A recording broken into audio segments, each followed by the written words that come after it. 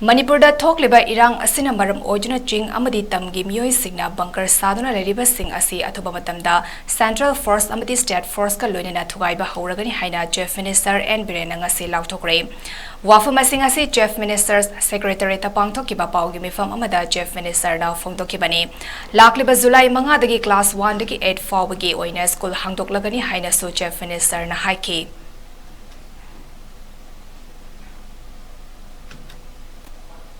Apun bagi saktam da kai ga daba laibak ki oiba akhoi laiminari ba jati singi marak da kai ga daba laibak ki oiba akhoi leiriba state sigi apun ba administrative system da kai ga daba makhal matagi ai sama adu ngasi sarkar se gaminari ba khoi punamangna wasa ga landam sigi leibiri mai bel civil society silina halaman mayam pham dei koina ishor gi mingda do pakhang bagi mingda governor sigi Prabhu ki mingla ko wasa isini makhal namatagi akai ba tawda ba pot khudima ko amata tawroi sab chana laibak miyam na pami ba laibak kai da ba administrative tongana laita ba aikoi masen punna hingminna ba haiba wakhalona do modde da ko sab chana thabuk tawgani haidana ngasi manipur ki miyam imai bel sin no mayam punang ko kham da koina commitment do mohanna isor ki mingla ko bijari adu ko loina na ina mayam da mohanna appeal tawjani ngasi thokhiba thawdoksing Thokhrakasu ekhoi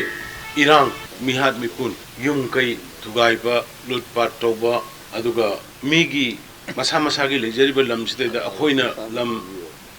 lawdoini yenadoini leidoini kaina toba yamna provocative boiba adugu masing tawbidana basu ai bot community ani makta appeal tawjari aduga civil society khara ai maming di palaroge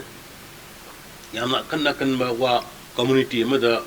nungai roidaba community amada sokadaba prajada yamna emotional provoke tawgadaba aduguma wahi wata sing senaba press statement sing kari kari yaringai ngangbada sakpada tv discussion da wero amada wero provoking oiba jati amagi nungai roidaba simai tawbiganu haidana mayamda haijari nganung ba haining ba pot punamak adum phajana aikoi punamakku khonjalaga punamakku tasalaga haibiba aduga rumor sima lebagi sin naw sindaina appeal tawni masing asi media gi khutangda paw ama taradi mato at least ani om lok chumbra lanbra na re-verify tawbiyo natraga di hujiki di photoshop adagi technical mayam ama internet ki adagi social media da kaida leiramina pahai da hairakpa pungtawda torukpa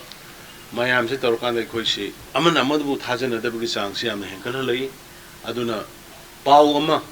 wafam ama social media da natraga kabal lakpa matamda re-verify tawbira kanda chumbra lanbra hangbira kanda makhata ba thabuk sing tawbiyo haidina appeal tawjari aduga loina na khwaidigi maruiba mangda phambiriba media gi sinnausing karigumma kanagumma press meet tawbada natraga na wangangbada asoiba yaurabawda emotionally natraga na hairoi da wahi thokiba yaurabawda madu edit tawbire haraga leiriba situation sida phagadaba mongda semtok piraga santi purakna bi mongda paw phongbinaba paw tambinaba paw ibinaba ai masim tangso appeal tawjari amro silakpada imaibel chenong mayam manipur ki lebiri ba praja punama